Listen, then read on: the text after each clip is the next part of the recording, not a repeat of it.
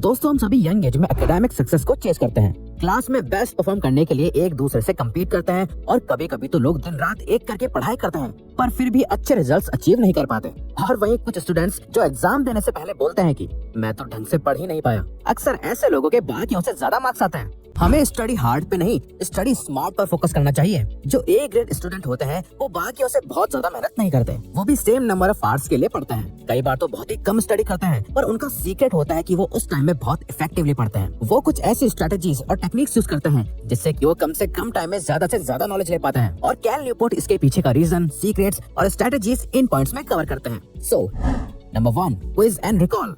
कई सारे स्टूडेंट्स एक बहुत बड़ी मिस्टेक करते हैं। अगर उन्हें कोई चीज पढ़नी होती है या कुछ उन्हें याद करना होता है तो वो पहले बुक पढ़ के या क्लास अटेंड करके उस चैप्टर या टॉपिक के नोट्स बनाते हैं और उन्हें याद करने के लिए बार बार उन नोट्स को पढ़ते रहते हैं, उन्हें रीड करते हैं, जिससे कि उन्हें लगता है कि वो अच्छा कर रहे हैं। वो एक लाइन पढ़ते हैं और इमीडिएटली आंखें बंद करके उसे रिपीट करते हैं और उन्हें लगता है कि उन्हें सब याद हो गया, पर असल में वो इन्फॉर्मेशन उनकी शॉर्ट टर्म मेमोरी में स्टोर हुई होती है जो लॉन्ग टर्म में उन्हें याद नहीं रहती। कई साइंटिस्ट तो कहते हैं कि ऐसा करना स्टूडेंट्स में एक इल्यूजन क्रिएट करता है, जिससे उन्हें बार बार एक ही चीज पढ़कर लगता है कि उन्हें सब कुछ याद है। पर जब एग्जाम्स में उनसे वही सेम क्वेश्चन पूछा जाता है तो उन्हें कुछ याद नहीं आता, क्योंकि वो अब तक पढ़कर याद कर रहे थे और एग्जाम हॉल में वो पढ़कर तो आंसर नहीं कर सकते।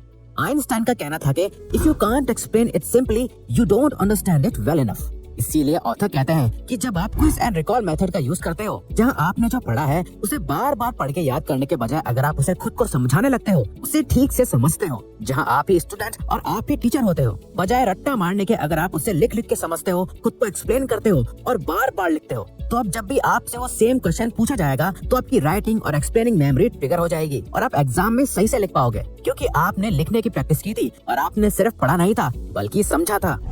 Pseudo work versus deep work. Pseudo work को ऑथर डिस्क्राइब करते हुए कहते हैं, ये वो काम होता है जहां आप अपनी बुक के साथ डेस्क पर बैठते हो, जहां साथ में आपका फोन आपके पास होता है, उसमें कॉन्टिन्यूस नोटिफिकेशंस आ रही होती हैं, या फिर साथ में टीवी ऑन होता है या बैकग्राउंड में आपके दोस्त मजे कर रहे होते हैं और उनकी बातें आपको सुनाई दे रही होती हैं। यानी जहां आपके काम के आसपास कई ऐसी चीजें होती हैं जो आपको डिस्ट्रैक्ट करती हैं और आपको फोकस और कंसंट्रेशन नहीं करने देती। वहीं डीप वर्क में आपका फोकस सिर्फ एक ही चीज पर होता है, आपके ब्रेन के पास उस काम पर फोकस करने के अलावा कोई दूसरा ऑप्शन नहीं होता। ऑथर इसका एक इक्वेशन भी देते हैं जिसके according work accomplished is equal to time spent into intensity. जहाँ सूडो वर्क में हमारी इंटेंसिटी कम होती है और उस काम को खत्म करने में ज्यादा टाइम लगता है, जो ज्यादा मेंटल एनर्जी ड्रेन करता है और उस काम की क्वालिटी बहुत घट जाती है। वहीं डीप वर्क में हम अपनी इंटेंसिटी को हाई कर देते हैं, जिससे कि हमें टाइम भी कम लगता है और हम ज्यादा इफेक्टिवली उस काम को कंप्लीट कर पाते हैं। सो हम कैसे अपनी इंटेंसिटी को इंक्रीज करके डीप वर्क को अचीव कर सकते हैं? वेल, इसका सोल्यूशन ऑथर नेक्स्ट पॉइंट पे बताते हैं। Where, when, how long. Author कहते हैं हमें खुद से ये 3 सवाल पूछने चाहिए, where, when and how long. Where में आपको आइसोलेशन प्लेस देखना चाहिए जहाँ कोई भी आपको डिस्ट्रैक्ट करने के लिए नहीं हो, आप अकेले हो, आसपास लोग ना हो, आपका फोन साइलेंट होना चाहिए, अपने डेस्क पर सिर्फ अपने काम की चीजें रखो। व्हेन यानी आपको जितना हो सके उतना जल्दी पढ़ना चाहिए, क्योंकि ऑथर के अकॉर्डिंग जैसे जैसे दिन गुजरता रहता है हमारी मेंटल एनर्जी खर्च होती रहती है और आखिर में बहुत ही कम एनर्जी बचती है। इसीलिए आपको सुबह जल्दी उठकर अपना मॉर्निंग रूटीन फॉलो करके जल्दी अपने काम पर लग जाना चाहिए, जो आपका मोस्ट प्रोडक्टिव टाइम होता है। हाउ लॉन्ग के लिए ऑथर कहते हैं कि आपको अपने काम को 50 मिनट्स के मल्टीपल सेशंस में डिवाइड कर देना चाहिए, जिसमें हर 50 मिनट्स के बाद आपको 10 मिनट्स का ब्रेक लेना चाहिए। पर आप शुरुआत में 30 मिनट्स का टारगेट भी सेट कर सकते हो, जहां हर 30 मिनट्स के बाद आपको 5 मिनट्स का ब्रेक लेना चाहिए और धीरे धीरे इस टाइम स्पेन को इंक्रीज करते जाओ। Auto pilot schedule. अगर आप स्टडी करते हो तो आपका काम फिक्स्ड होता है, आपको अपना सारा सिलेबस पता होता है, आपकी क्लासेस फिक्स्ड होती हैं, आपके सारे टेस्ट और एग्जाम्स भी फिक्स्ड होते हैं। ऑथर कहता है हमारी स्टडी की टाइमलाइन ऑलरेडी एस्टेब्लिश्ड होती है, हमारे पास सभी असाइनमेंट्स और प्रोजेक्ट्स की डेडलाइन होती है, जो जनरली आपके इंस्टीट्यूशन, स्कूल, कॉलेज या टीचर्स डिसाइड करते हैं। जहाँ ये सब कोई और फिक्स करता है तो आपका इस पे कोई कंट्रोल नहीं होता, बट आपको एक चीज बहुत अच्छे से कंट्रोल करनी पड़ती है, वो है आपका अपना study schedule.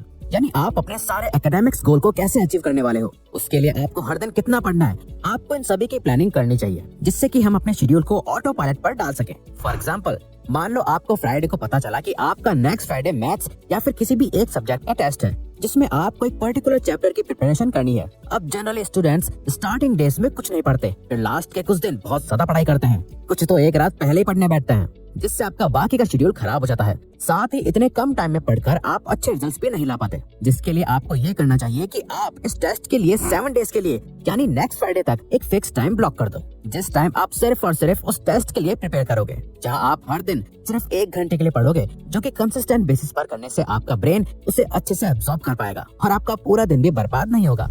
Take care of your physical health. कई सारे स्टूडेंट्स की ऑथर से यही कंप्लेन होती है कि वो फोकस नहीं कर पाते, उन्हें बहुत नींद आती है, उनमें एनर्जी नहीं है, वो मोटिवेटेड नहीं रहते और बहुत जल्दी बीमार पड़ जाते हैं। बट आप ही सोचिए कि ऐसी बैड फिजिक्स से कोई भी एक ए ग्रेड स्टूडेंट बन सकता है? आंसर है नो, क्योंकि आपकी फिजिकल हेल्थ आपके एकेडमिक एक्सीलेंस की फाउंडेशन होती है। एक ए ग्रेड स्टूडेंट होने के लिए आपको ओलंपिक एथलीट की बॉडी बनाने की जरूरत नहीं है, बट आपको अपनी बॉडी के सभी फंक्शंस को बेटर कंडीशन में रखना बहुत जरूरी है। फॉर एग्जाम्पल, मान लो आप रास्ते में कहीं जा रहे थे और आपका एक्सीडेंट हो गया और आपके पैर में काफी ज्यादा चोट लग गई। अब अगर आप उस रात पढ़ने बैठोगे तो आपका ध्यान पढ़ाई से ज्यादा आपके उस पैर के दर्द पर जाएगा और आप अच्छे से पढ़ नहीं पाओगे।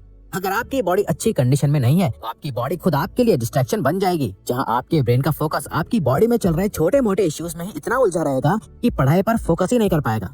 इसीलिए एक ए ग्रेड स्टूडेंट बनने के लिए आपके माइंड के साथ साथ आपको अपनी बॉडी का भी बहुत ज्यादा ख्याल रखना चाहिए। Clarify your doubts immediately. कई स्टूडेंट्स पढ़ते टाइम अपने डाउट्स को बचा के रख लेते हैं, जिन्हें वो एग्जाम से कुछ हफ्ते पहले क्लियर करना शुरू करते हैं, जिससे वो एग्जाम्स को लेकर और एंशियस और पैनिक होने लगते हैं। जिसका ऑथर कहते हैं कि एक ही सोल्यूशन है, ask questions, a lot of them. जितने भी ए ग्रेड स्टूडेंट्स होते हैं उन सभी में एक चीज कॉमन होती है, उन्हें चीजों की बहुत डीप नॉलेज होती है।